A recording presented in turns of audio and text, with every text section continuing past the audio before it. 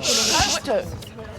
Ça commence. On prend le temps de se mettre en contact en fait, c'est juste ça. Il n'y a pas de signe à donner, il n'y a pas de 1, 2, 3, go, c'est parti. Le but c'est juste de courir l'un vers l'autre et de se prendre dans les bras.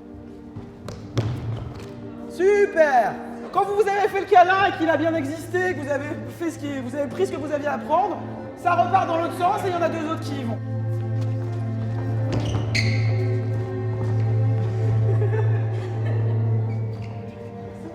Non, c'était super joli. Lâchez pas les filles, c'était hyper joli. C'est pas grave si vous écoutez pas la consigne et que vous allez au-delà. Au début, j'étais pas trop, je voulais pas trop y aller. Puis à la dernière minute, je me suis dit pourquoi pas y aller en vrai. Quand je suis arrivée, on a commencé à faire des exercices, etc. Ça m'a tout de suite mis plus en confiance. J'aimais beaucoup les pièces, je regardais même sur YouTube. Je voulais faire la spécialité théâtre au lycée Auguste Renoir, sauf qu'ils m'ont pas accepté. Le théâtre, c'est pas gênant, mais c'est dur à faire, parce qu'on se dit on va se faire juger et tout. Mais comme les gens sont là, comme nous, pour faire du théâtre, on se lance et au final, c'est facile. J'ai l'impression que je peux plus être moi-même parce qu'il n'y a pas de jugement en fait. J'ai réussi à passer outre le fait que parfois je suis un peu gêné de me montrer devant les autres. Même s'il y en a peut-être, je sais pas, qui n'ont pas fait théâtre ou qui c'est leur première fois, ou il y en a peut-être ça fait hyper longtemps.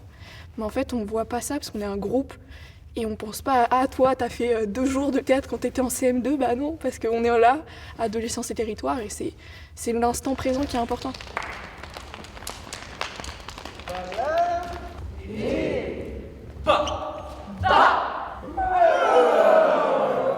Le seul inconvénient, c'est qu'on se levait tôt à chaque fois. Réveil à 9h, etc. C'était un peu tôt, surtout en période de vacances. Finalement, ça s'est bien passé. Les journées, elles passaient même assez vite. Enfin, on se rendait pas compte en fait de comment les journées passaient. On marche partout, on fait pas un paquet dans un coin. On essaye que tout le plateau soit occupé.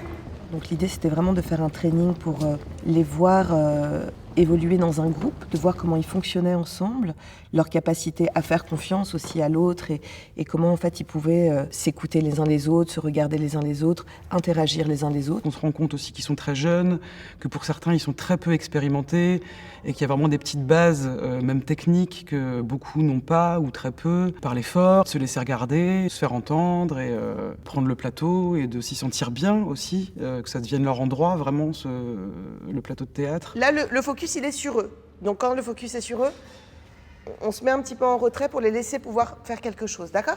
Soyez attentifs sur cette chose-là. Ok, on commence l'activité. D'accord.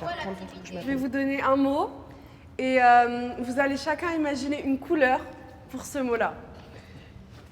Ok ? Je peux t'aider à te lever ? On va faire un petit cercle.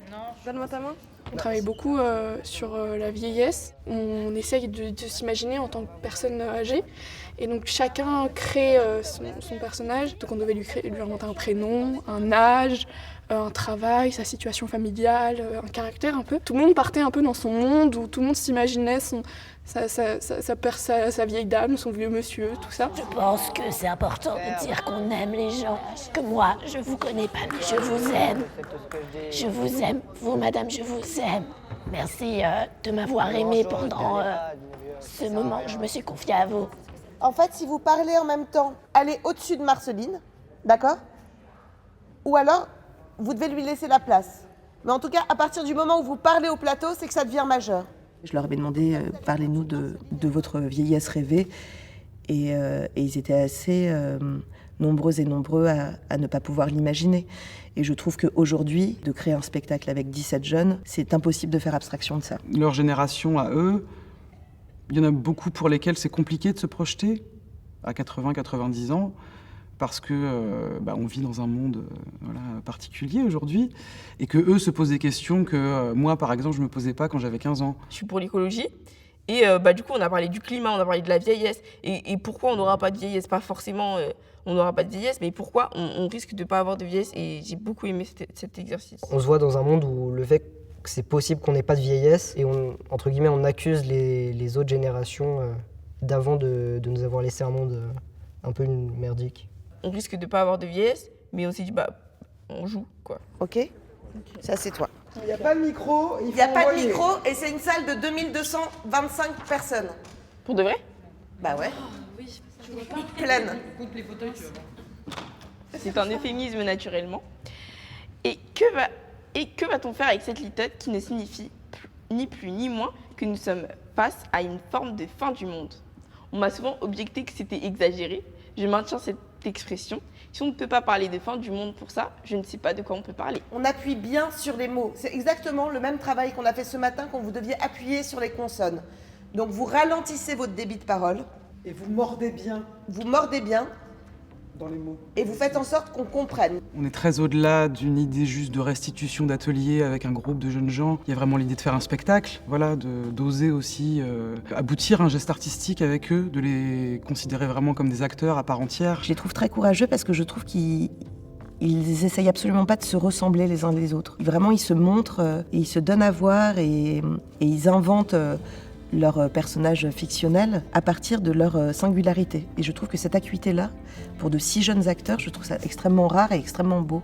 C'est assez bouleversant d'assister à ça. Adolescence et territoire, ça va vraiment m'aider à d'abord m'améliorer, puis m'ouvrir d'autres portes dans ce monde-là. J'espère juste que la pièce finale va me plaire et que tout se passera bien.